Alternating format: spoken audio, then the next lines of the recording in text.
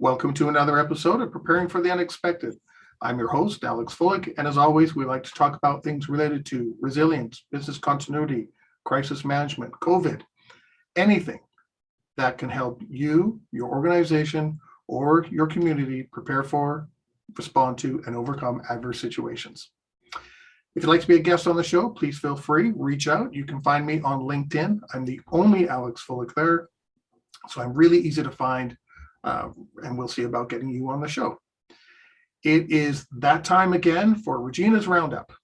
Got to come up with a name. We've been talking for so long. We should have come up with a name now. So we can call it R2, Regina's Roundup, right? R2. Yeah. That's good. It works. We'll have a whole branding thing for it. Exactly. Regina Phelps, welcome back. Oh, Alex, it's such a great time to be back with you again. And you're wearing the red jersey because you actually got the gold this time. Yeah, in women's hockey. Congratulations, everybody, and congratulations to the U.S. women's team for your silver. It's and I don't mean that in a bad way. I know you didn't. It's always good to watch the U.S. and Canada play. They are the best games in hockey. I know other countries may not like that, but they are the best ones to watch. So congratulations to everybody who was in that game. So. Thank you. And I thought I'd wear this in their honor. And not I think it's great. It in or not. I think you are, but it's okay. It's okay. It's all good. Now, Regina, we've got a really diverse agenda now. Now that things are changing with COVID, we're able to actually start talking about some other topics. And our first one is rather interesting. It's one that I've been thinking about, but I didn't really think we'd get a chance to talk about on the show. And that's the possibility of war with Russia or between Russia and Ukraine. Yes, indeed. And of course, of all the people that you interview on a regular basis, you probably thought, if anybody was going to bring this topic up, it would be Regina. Right. So, it's very fascinating. So this is my 40th year of being in business, right? So a really long time. I've been in this craft for, 40 years. And I have never in my 40 years done any planning for war, but I have a lot of large multinational corporations and government related type industries that I work with or companies. And this has been a topic that I've been working on for the last 30 days with many of them, either because they have already done evacuations and gotten people out, or they actually have a lot of business in country in Russia or Ukraine, or in the countries bordering those nations, and are very concerned about what could happen. So because of that, I thought it would be interesting in our profession, both in crisis management, continuity planning, is to really begin to have our folks around the world think about this, not because we want it to happen or trying to be kind of provocative, if you will, but it is a possibility, and that seems to increase on a daily basis. And there's a variety of things I thought would be important for us to sort of toss out there and discuss. And so I have kind of a short list of them that I'd like to dig into, if that's all right with you, and we can banter back and forth. The first thing that our clients are really deeply concerned about is increasing problems with supply chains. And haven't we had a lot of that? Yeah. With COVID, right? And so we've already got, really compressed supply chains, really driven a lot by the pandemic, but in particular because of China being a major manufacturer and shipper. So, but there's some interesting and things that I didn't know about. First of all, you probably have heard about the big chip shortage around the world that's impacted car productions, computers, refrigerators, everybody's got a chip in them now, right? Well, it turns out that Russia actually produces a large amount of neon and palladium, which is actually very important in chip manufacturing. But also Ukraine does a lot of neon. So there's already been some significant concerns in this chip industry around the world. And in fact, the White House this week got together with all the major chip providers, asking them what the heck their plans were in relationship to a possible war and further disruption of these critical earth elements. So just think of all of the businesses that use chips that are already impacted. So I think anybody that's in our industry needs to really look at the supply chain impacts about chips, but also energy. Now, Canada's a big energy producer, so is the United States, but Russia's the third in the world. And so we could begin to see more price increases, supply chain disruptions of natural gas and liquefied gas. Yeah, they've got correct me if I'm wrong, there's a new pipeline. I'm not sure if it's open yet, but a new pipeline. Yes, to Eastern Europe or somewhere, right? Yes, exactly. It's called something Star, and I'm not going to remember. North Star? No, I'm not sure what it is, but yes. And there's also that other connection because so much of Europe gets their energy and gas from Russia. So there's a lot of complexities there that I think needs to be looked at and thought about when we are looking at our continuity plans and when we are looking at our crisis management related issues. And so I think those are two big ones. But then, if you sort of begin to cascade that, there are others. So when you think about that overall supply chain related issues, and you think about things like energy, what is that, when you think about Canada and your clients up in that part of the world, do you think that that could be an impact for them? Yeah, it could. Because, with COVID, things and electric vehicles, things seem to be kind of moving around a little bit. People are all jumping on the electric vehicle bandwagon, but then there's, okay, well, how are we going to maintain that? Because we were trying to get off an electrical grid and put more wind power in and more solar power in.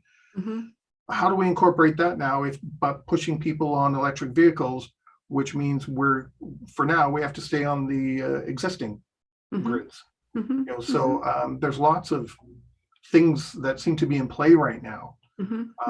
I think with our oil sands area too, we could supply some of our own oil, which I know we do anyway, but push comes to shove, we could probably be able to work something out where we take a bigger chunk of that production, but I'm not an economic kind of person. So well, I think the thing that I would say to anybody that's in our industry is that they really need to look at their supply chains yet again and not just be thinking about China in particular, but they really need to be thinking about not only Eastern Europe and Russia, but frankly, probably Europe in general, because we don't know what kind of disruptions could occur if a ground war actually breaks out in the Ukraine. I think another part of it that's going to be, so we've talked about supply chain issues. We've talked about energy being a big problem that could impact the world.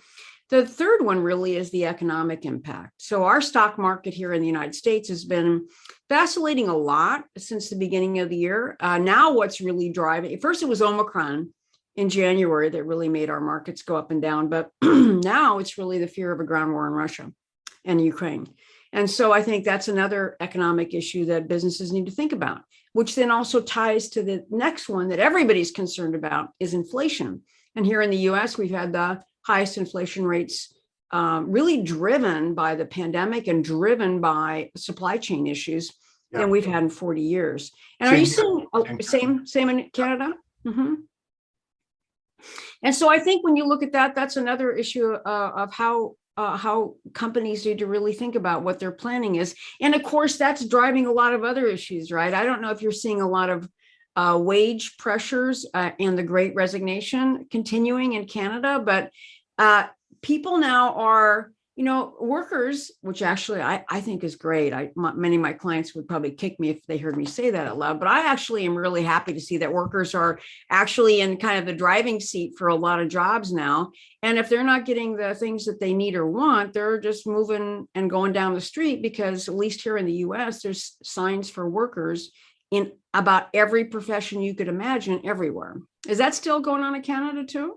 Yeah, that's still happening. There's a lot of roles that are coming up that they're having difficulty finding. I do know a couple of people. Actually, I was on a call yesterday with someone who said that for about 2 years, instead of getting his full pay, he was down to 80% of his normal pay. Wow! And he wasn't the only one. And now people are saying, okay, we're coming out of COVID. We want our payback. We Yeah. want to go back up. And if you're not going to give it to me, I'm going to go somewhere else. And so that's starting to happen now too. If you gave something up, now you want it back. Right. They want it back. Right. And I think because at least here in the US, and I think in many places around the world, there is a lot of openings, there's a lot of possibilities, and there's a lot of pressure to increase wages and certainly restore them if they had been cut. Oh my gosh. Right. Yeah. The third thing, so we've talked about the supply chain issue, we've talked about the economic impacts. The third thing that is really the wild red herring, I suppose, and I chose red, I guess, for a good reason, is what's the impact of the new partnership that was announced between China and Russia a couple of weeks ago, right? And essentially what what China is saying is that they're supporting not necessarily a war, but they're supporting Putin and his desire to sort of bring the Ukraine back into the Russian family, just like China is trying to do the same thing with Taiwan. And why this is a concern is because of the power of those two nations in particular in the area of cyber attacks. So my clients are really concerned more than usual about cyber attacks, really looking at Russian perpetrators, Chinese perpetrators, but then other nation states that are very likely to jump on that bandwagon, like North Korea, as an example, Iran, which are big. Those are the four big ones that are basically doing a lot of damage around the world. And so many of my clients are really doubling down and really seriously looking at ways that they can either restrict any kind of traffic coming from those areas or how they might monitor it, plus just increasing their look at cyber events. And if you look at, for example, what's going on right now in Ukraine, there's been like 5 or 6 gigantic cyber attacks, taking down the central bank, taking down regular banks, impacting oil production, impacting utilities. And that's all just happened in a couple of weeks. There's a lot of effort on the part of the international community to work with Ukraine to help them in these cyber attacks. And what's actually been really actually good about that in some way, which sounds kind of strange, but the Ukraine, they are really experts, and they have really been fighting off Russian cyber attacks for some time. So they're working really closely with other countries around the world and sharing their knowledge and expertise, in addition to receiving help from other countries in an effort to really fight these off. But this is another reminder for all of our colleagues in this work that there's a lot of vulnerabilities there. And when a nation states begin to focus on your business, your area, your line of work, et cetera, there isn't much that can stop them unless you are really uber prepared. And so it's a great opportunity to think about what's going on in your organization as far as cybersecurity. So that's a significant issue. Have you heard much about that in relationship to Canada and cybersecurity in relationship to a war in Europe? Well, the thing with Canada is, and I don't know if anyone knows this, but Canada has the largest Ukraine population outside of Ukraine. Really? So, yes, we do. Just like it still is, but even in Finland, we have the largest Finn population outside of Finland. And I think there are other countries, but they're the two that come to mind right off the bat. Wow. So with the incidents, the cyber incidents and the potential ground war in Ukraine, people are treading lightly here because we have such a large population. The last number I heard was up to 1.5 million people. So you could actually be more of a target. Canada could be more of a target, perhaps. Yes, yeah, and that's the reason why people are treading lightly, because if something happens in Ukraine, it can funnel over here very quickly, because people over here would obviously support, especially Ukrainian people, of course, would support Ukraine if something happens. Sure. So it does put a target on anything that happens here. So that is now part of the discussion that's going on, is how do we manage that? We have Canadian citizens that have been here for generations and new people that all have Ukrainian background. If something happens in Ukraine, that's going to impact us. There's no way it couldn't. People in business, people, in different areas of, the job market type thing. And with the increase in cyber attacks too, then we be impacted by that as well. And so that everyone's treading lightly right now when it comes to that. Interesting.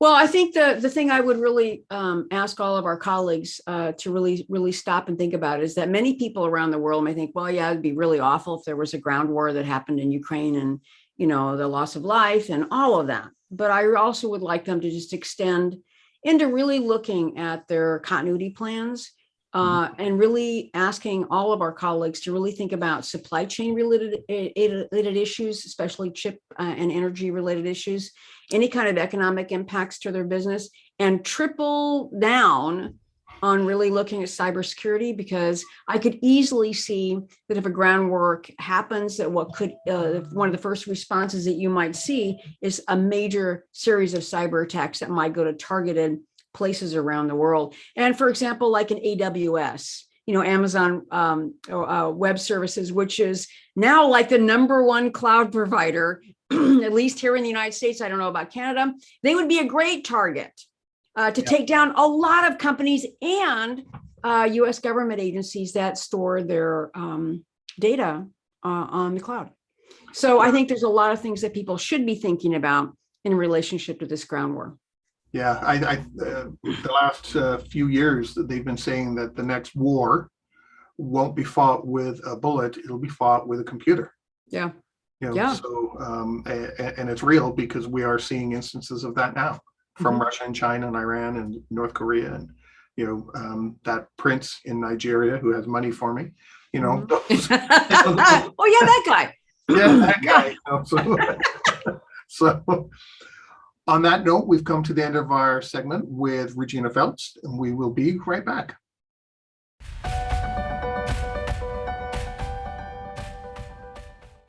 Welcome back. It's that time again for Regina's Roundup.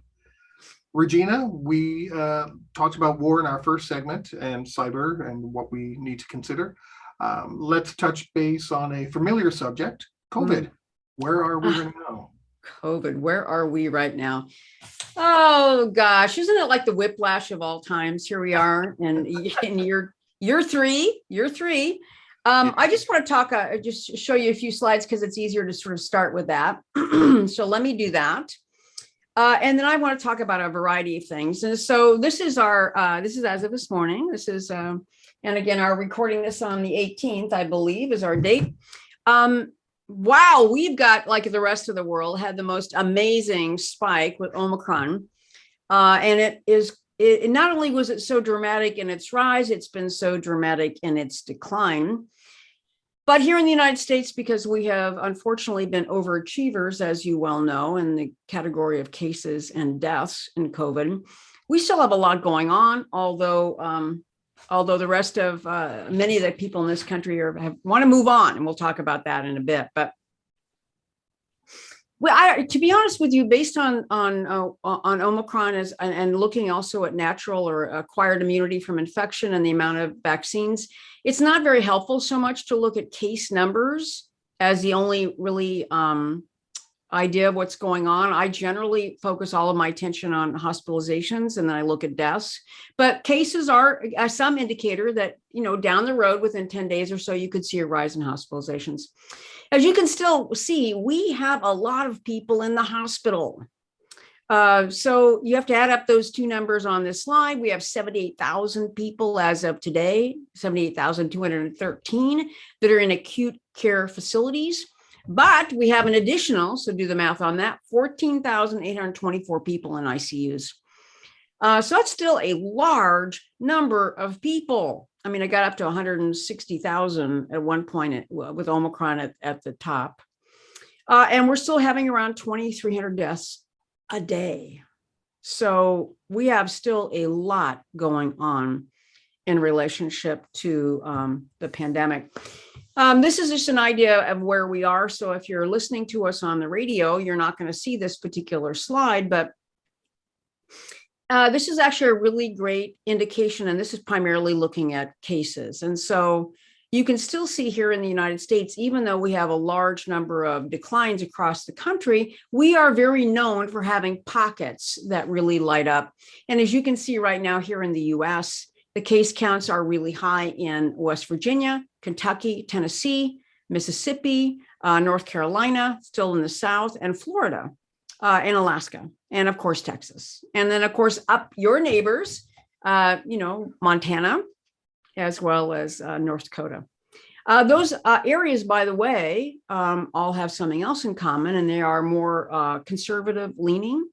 One of the slides I didn't build, but I'll just share with you is that the sheer number of cases and deaths in the more conservative parts of the United States, often referred to as Trump voters, is astronomically much higher than the more liberal leaning population of the United States. And it's reflected when you see the cases, hospitalizations, and deaths. Yeah. Do you have a similar analogy to Canada? It happens the same way here. The more conservative areas, like the province of Alberta, the western part, not necessarily British Columbia, but definitely Alberta, Saskatchewan, and Manitoba tend to lean more towards the conservative side, and especially Alberta had a huge uptick and death rate, in hospitalizations. It was terrible out there.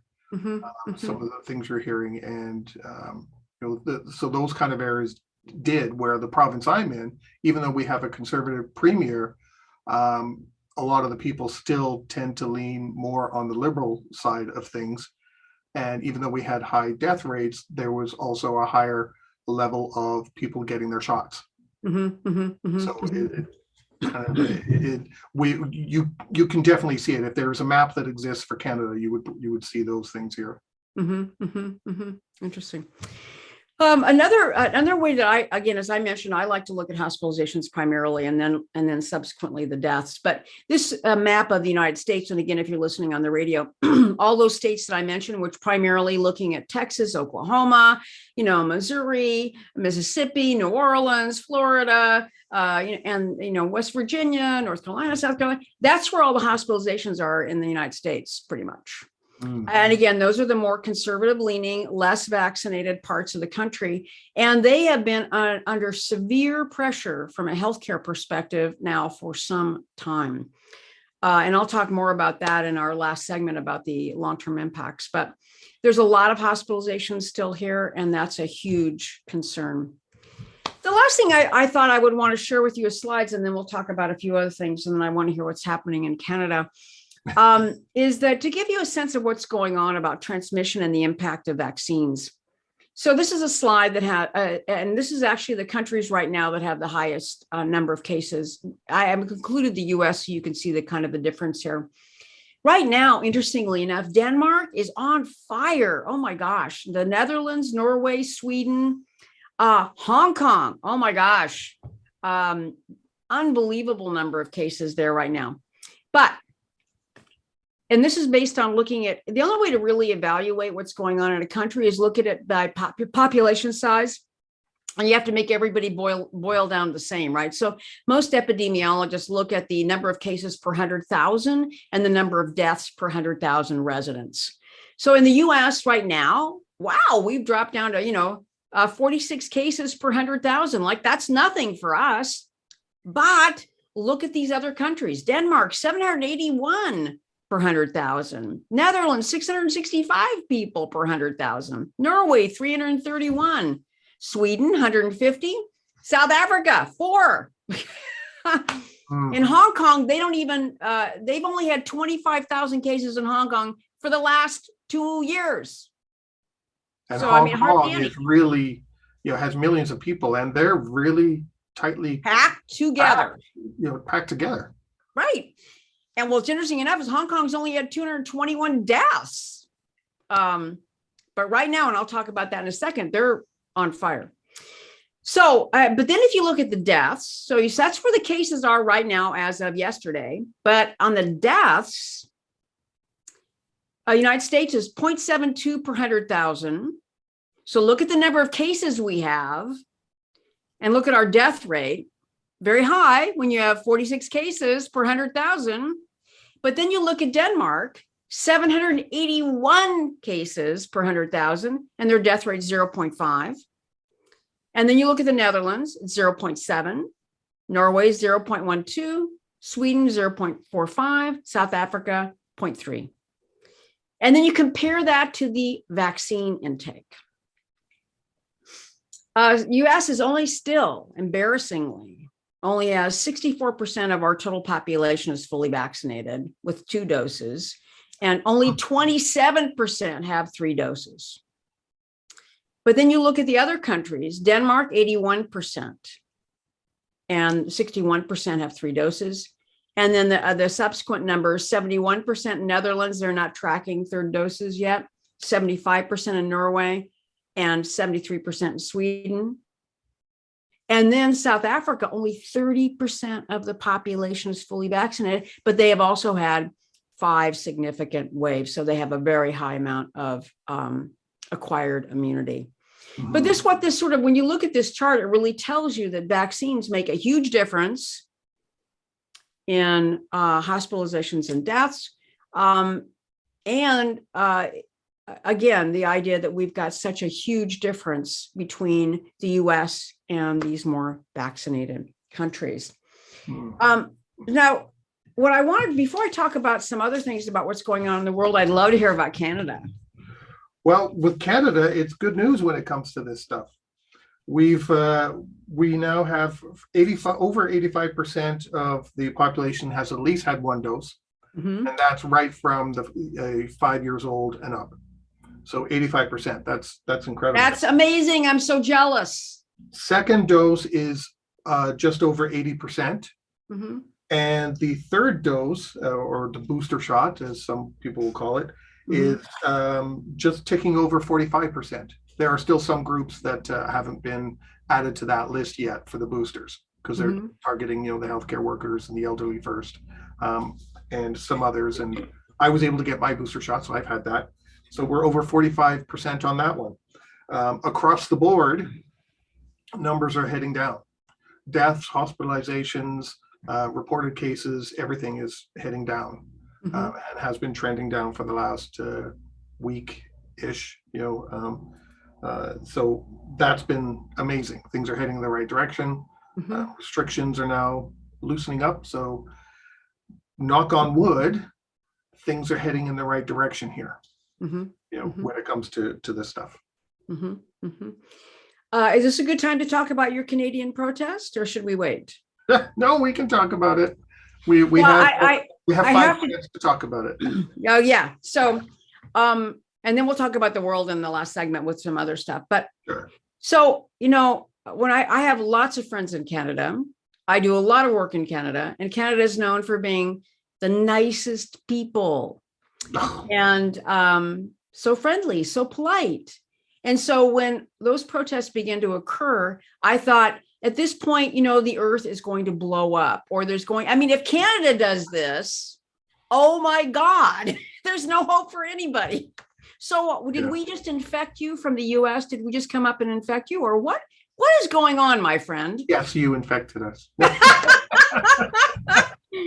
My God. It started out like a lot of protests do in Canada. People get upset, they get in their car, and they drive to their either provincial capital or national capital, which is Ottawa, and drive around the building for the weekend, toot your horns. It's peaceful. Politicians, everybody reports on it and talks to them, and you get your message across, and it's over, and everyone goes home. It's been that way for decades, and that's fine. I understand it.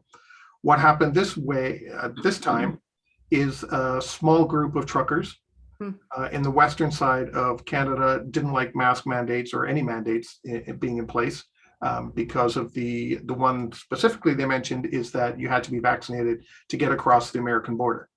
And that was put in place by the Americans, not the Canadians. Yeah, that was us. It was us. But we have the same thing about anyone coming back into Canada. You have to be vaccinated. But a small percentage didn't like that because truckers in Canada, their vaccine rate is over 90%. Wow. So obviously it's a very, very small group who didn't like it and wanted to protest. Well, as soon as they started heading east, whatever it is, 10,000 miles or kilometers, I should say, up here, that some fringe groups got involved, and that's what happened. Even the crazy nut job from the My Pillow guy was trying to get into the country to support the protesters, and things like that. And some of the whack jobs on some of the quote unquote news stations were saying Fox News, apparently. Yeah, they were Tucker Carlson. Meanwhile, they had no idea what was going on, and it grew. This fringe group overtook the initial protest, and it became. They tried to do it in a different way than what happened. We saw in Washington D.C. in January, last year. Or insurrection, yeah. Yeah, the insurrection. They've tried different ways, and they had what was it? The people were funding the protests. Right, a big GoFundMe projects, right? Yeah, which has now all been frozen. All accounts are being frozen, and there's talk of those accounts now going to the businesses and great. the people that have suffered because of these protesters, hijacking downtown Ottawa, where a lot of people live, and there are a lot of businesses, and but they've caused a lot of problems. There's costs with policing and things like that, and they're thinking of refunneling all that money and putting it towards. Now, one of the things I do not understand is why did the government, and whether it's Ottawa or the provincial government or the national government, why did they let that go on for so long? I was shocked that it went on for 3 weeks or something. I mean, yeah, it's there's a few things going on. I anticipate some sort of a government investigation going on, but the federal government didn't want to get involved because Ottawa policing, the government here doesn't manage the police. They don't city, manage right? the police. It's the city. So the federal government was saying, Ottawa police, it's up to you, or provincial police. We have a provincial police here called the OPP, or Ontario Provincial Police, or the Royal Canadian Mounted Police, which right. Same thing, but is in different parts of the country. They should all be managing it. The federal government shouldn't be, because if the federal government gets involved, people automatically think Army is involved. I think that's one reason why the federal level didn't want to get involved until things started to impact the economy, like when they were hampering supply chains, which we talked about earlier. When that started happening and factories started cutting back on shifts and having supply chain issues on both sides of the border. It was happening in Michigan and happening here in Ontario and Alberta and Manitoba. That's when government finally had to step in. The Ontario Premier declared state of emergency so that police could have more powers to seize people's vehicles.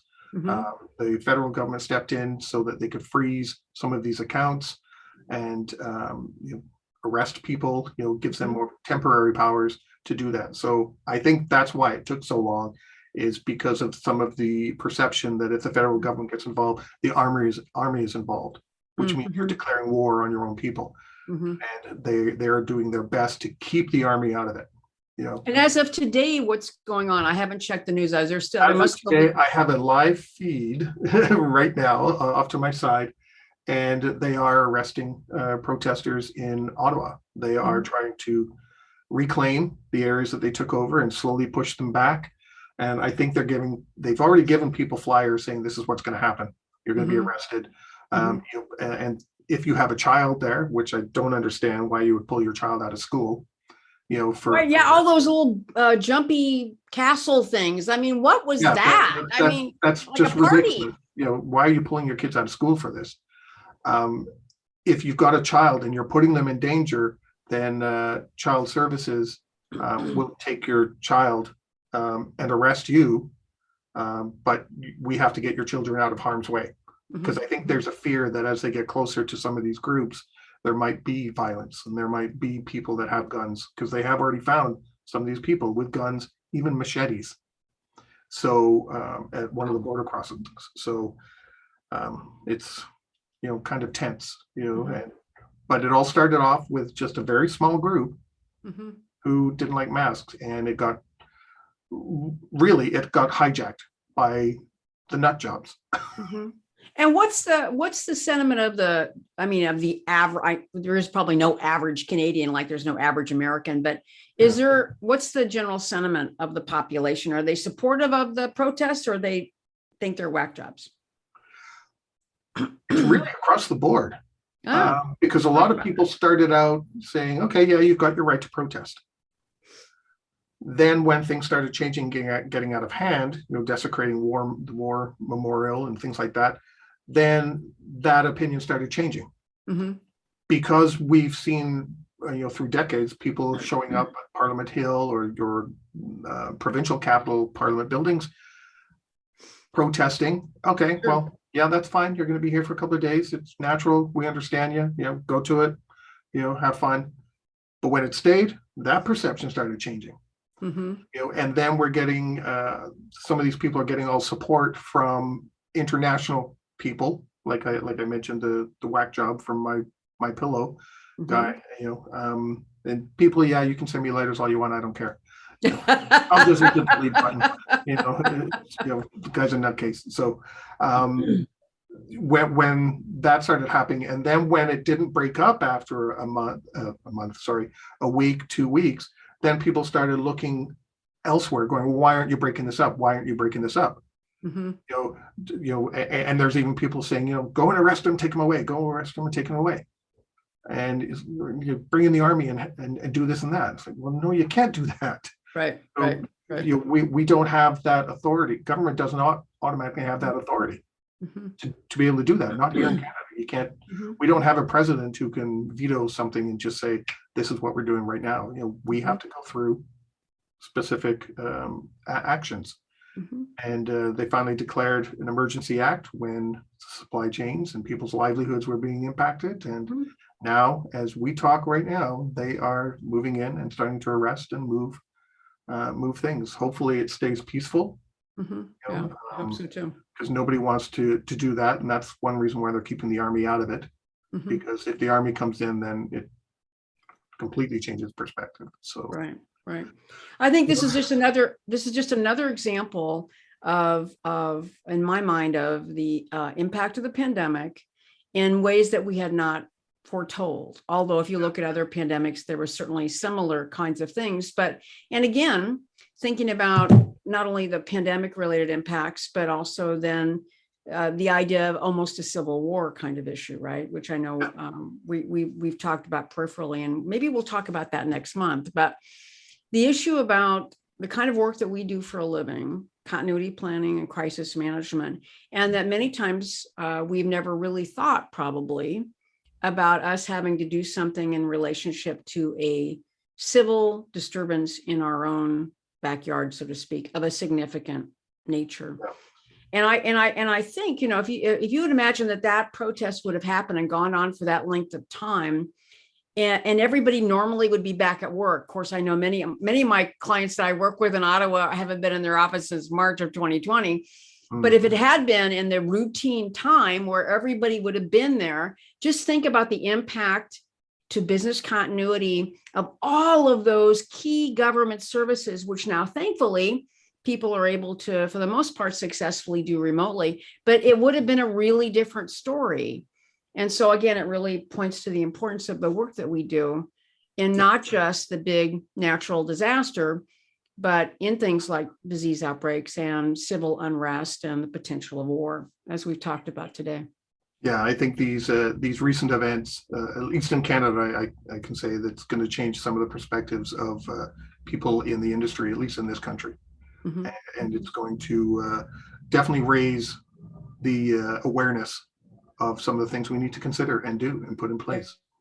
Yep. It's a whole new different look at your BIA, right?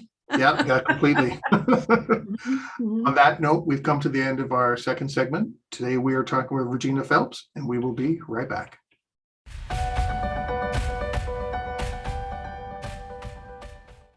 Welcome back. Today, we're talking with Regina Phelps. Regina, so where are we in the world with regards to COVID? I'll tell you, it's the thing about COVID that's been so fascinating is to see how one place lights up around the world and another part dies down, and then we're constantly just changing positions on the map, so to speak. The one that I find very interesting to be following right now, today on February 18th, is Hong Kong. As I mentioned in our last segment, Hong Kong has had a very few number of cases, really, and very few deaths. But right now, as you remember, of course, China, including Hong Kong, has a zero COVID strategy. Anybody who tests positive has to be isolated, and sometimes they're actually hospitalized with even pretty modest symptoms. There was a Bloomberg report and video that I saw this morning that was unbelievable, where they had hundreds of people in little tents outside of hospitals as a form of isolation. They also have the largest number of cases they've ever had, the largest number of hospitalizations. And we're not just talking people being hospitalized with mild COVID, hospitalized with serious COVID. And then the concern, of course, that there will be deaths increasing as well. Interestingly enough, I was surprised that Hong Kong's vaccine rate is not very high, but also remember that the primary vaccines that are used in Hong Kong are Chinese that have had pretty low efficacy rates to begin with, 50 and 70% of the two vaccines they use, but now have dropped exponentially in relationship to Omicron. But the stat that I saw this morning is that less than 50% of people over 60 are vaccinated in Hong Kong, which I was shocked, which really speaks to, in many cases, why they're having such a surge. The hospitalization issue is really significant there, and the Hong Kong government is trying to manage that issue related to how people are talking about it, what people are saying. And of course, that's going to be increasingly more challenging. The case count right now in China is still only like 100 cases a day, which of course is nothing when you have 1.7 billion people. But many people believe that that case count is greatly underreported. And we'll probably know more about that after the Olympics is over. But I think what you're seeing now as far as Omicron, which is blasted through, North America, there's still a big surge going on in Mexico. And now the shift is in really two places. It's actually in Asia. So Hong Kong, very high numbers. Singapore, very high vaccination rate, very high numbers. Thailand, Cambodia, all of that part of Southeastern Asia is really having a significant impact right now. Those areas were pretty good for quite a while, weren't they? Really good for a long time. Really good for a long time, which really shows you the power of Omicron. The Russian numbers, which are quite high, and those are probably grossly underreported. In fact, I just saw that it's very likely that they already have had 1 million deaths, even though I think their official death toll is 331,000. But their excess death rates in Russia has been extremely high. And also Ukraine. And so you're seeing these pockets of Omicron nestling in and blasting up. But also Denmark, Sweden, Norway, as I showed you earlier on those slides, are also having very high numbers, but they have very high vaccination. And so I think what you're seeing is that Omicron is blasting through the world.